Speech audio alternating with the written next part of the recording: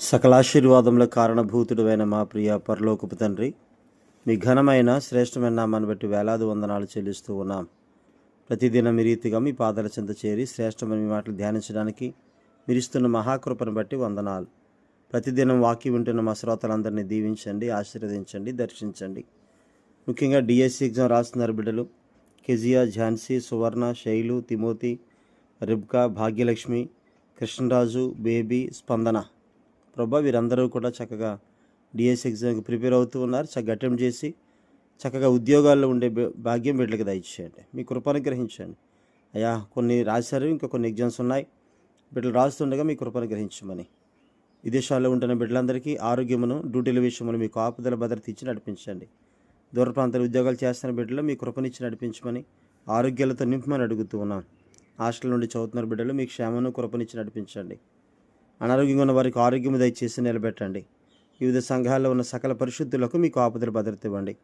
అట్లాగే ప్రభా, ఈ రోజు నుండి నూతన విద్యా సంవత్సరం ప్రారంభమవుతూ ఉంది. స్కూల్కి వెళుతున్నటువంటి ఉపాధ్యాయులందరినీ, అలాగే విద్యార్థులందరినీ కూడా మీ కృప, మీ దీవెన, మీ సమాధానంతో నింపి నడిపించమని, మీ దీవెనలతో బలపరచమని యేసయ్య పరిశుద్ధ నామములు అడిగి వేడి ప్రార్థిస్తున్నాము తండ్రి, ఆమెన్. అందరికీ వందనాలండి. నిన్నటి దినంలో మనం కీర్తన గ్రంథం 21వ అధ్యాయం 11వ చరణం వరకు మనం ధ్యానం చేసామండి. ఈరోజు 12, 13 చరణాలు మనం ధ్యానం చేసుకుని 21వ అధ్యాయాన్ని ముగించుకుందాం. 12వ చరణం. నీవు వారిని వెనుకకు త్రిప్పివేసెదవు, నీ వింటినారులను బిగించి వారిని ముఖము మీద కొట్టుదువు. 13. యెహోవా, నీ బలమును బట్టి నిన్ను హెచ్చించుకొనుము, మేము గానము చేయుచు నీ పరాక్రమమును కీర్తించెదము. ఇలా ఈ 2 వచనాలు కనుక మనం చూస్తే, 12వ వచనం శత్రువుల విషయంలో నిన్న మొన్న మనం చెప్పుకున్న విషయాల్ని కంటిన్యూ చేస్తున్నట్టుగా మనం చూస్తున్నాం. వెనుకకు తిప్పివేసేది అంటే వాళ్ళు కీడు చేయ ఉద్దేశించున్నారు, దురుపాయం పన్నారు, వాళ్ళు దాన్ని కొనసాగింపలేక వెనక్కి తిరిగిపోయారు అని. అంటే శత్రువు సాతానుడు మన మీద ఎన్ని పన్నాగాలు పన్నినా, ఎన్ని దురుపాయాలు పన్నినా వాళ్ళని కొనసాగింపనివ్వకుండా దేవుడు వెనక్కి తిప్పేసిన సందర్భంలో వాళ్ళు వెనక్కి తిరిగిపోతారని చెప్తూ ఉన్నాడు. మన మీదకి రాకుండా అనే కీడుని వెనక్కి తిప్పేసే దేవుడు. అలాగే నీ వింటినారులను బిగించి వారిని ముఖం మీద కొట్టుదువు. వాళ్ళని శిక్షించే విషయంలో ఏ రీతిగా ఆయన వింటినారులు బిగించి వాళ్ళని ముఖం మీద కొట్టడం అంటే బాణం తీసుకుని బాణంతో వాళ్ళని సంధించి వాళ్ళని ముఖం మీద కొట్టడం అనేటువంటి విషయాన్ని అక్కడ మనం చూస్తూ ఉన్నాం. ఒకసారి 7వ అధ్యాయం కీర్తన గ్రంథం 7వ అధ్యాయం 12, 13 వచనాలు మనం చూస్తే అండి, ఒకడును మల్లని ఎడల ఆయన తన ఖడ్గమును పదును పెట్టును, తన విల్లు ఎక్కుపెట్టి దానిని సిద్ధపరిచి ఉన్నాడు. వాని కొరకు మరణ సాధనములను సిద్ధపరిచి ఉన్నాడు, తన అంబులను అగ్నిబాణములుగా చేసి ఉన్నాడు. అంటే ఆయన చేతులు ఉన్న ఆయుధాలన్నిటి విషయంలో కూడా ఆయన ఇక్కడ ఆ విషయాన్ని తెలియజేస్తున్నట్టుగా మనం చూస్తూ ఉన్నాం. కాబట్టి దేవునికి వాక్యంలో 45:5లో కూడా మనం చూస్తే అండి, కీర్తనల్లో కీర్తన గ్రంథం 45వ అధ్యాయం 5వ చరణంలో కూడా ఆ మాట మనం చూస్తాం. నీ బాణములు వాడిగలవి, ప్రజలు నీ చేత కూలుదురు, నీ బాణములు రాజు శత్రువుల గుండెలో చొచ్చును. ఎవరైతే శత్రువులు ఉన్నారో వాళ్ళ గుండెలో చొచ్చుకుంటాయని కీర్తనకారుడు తెలియజేస్తూ ఉన్నాడు. ఇదే కీర్తనలో మనం చూస్తే 18వ అధ్యాయంలో 14వ వచనం అండి. కీర్తన 18, 14. ఆయన తన బాణములు ప్రయోగించి శత్రువులను చెదరగొట్టెను, మెరుపులు మెండుగా మెరిపించి వారిని ఓడగొట్టెను.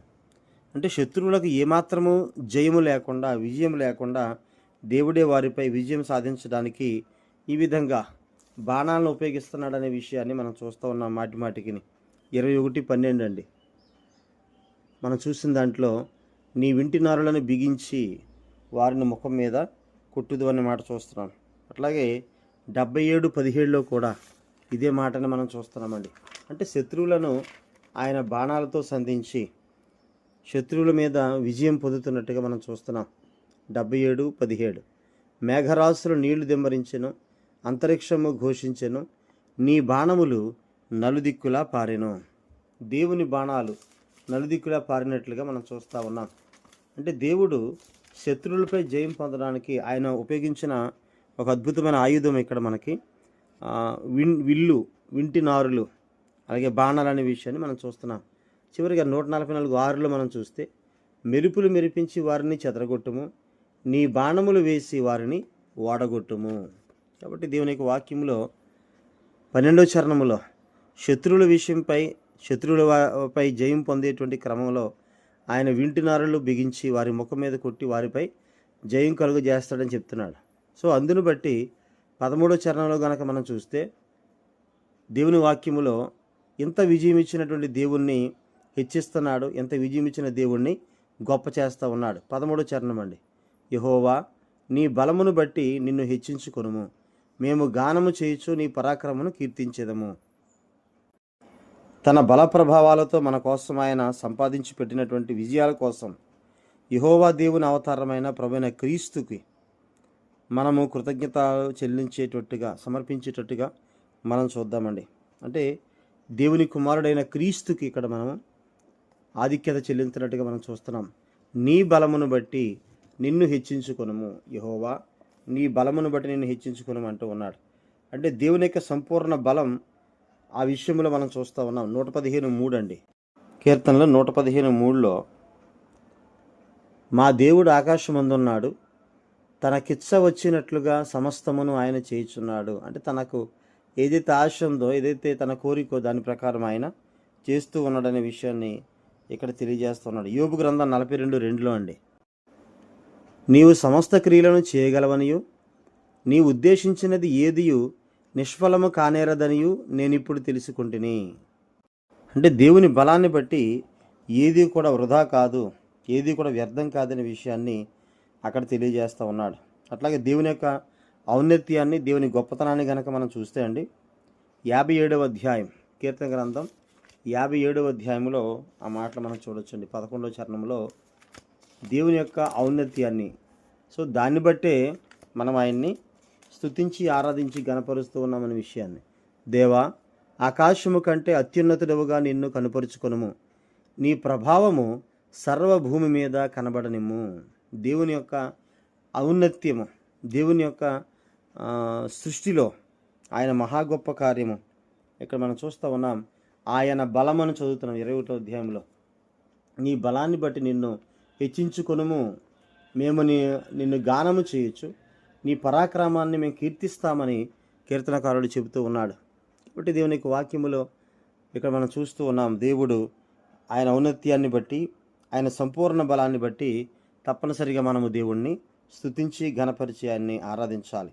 35వ అధ్యాయం, ఇదే కీర్తనలో 35వ అధ్యాయం 28వ వచనమండి, నా నాలుక నీ నీతిని గూర్చియు నీ కీర్తిని గూర్చియు దినమెల్లా సల్లాపములు చెయ్యును. నా నాలుక నీ నీతిని గురించి, కీర్తిని గురించి ప్రతి దినము కూడా స్తుతించడం, ఆరాధించడం జరుగుతుందనే విషయాన్ని అక్కడ మనం చూస్తూ ఉన్నాం.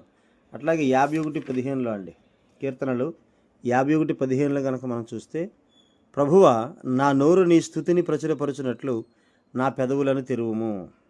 అంటే మన నోరు నిత్యము కూడా ఆయన ఔన్నత్యాన్ని, ఆయన బలాన్ని, ఆయన చేస్తున్న అద్భుత కార్యాలని, శత్రువులపై ఎలా జయమించాడో కొన్ని వచనాలు మనం చూసాం.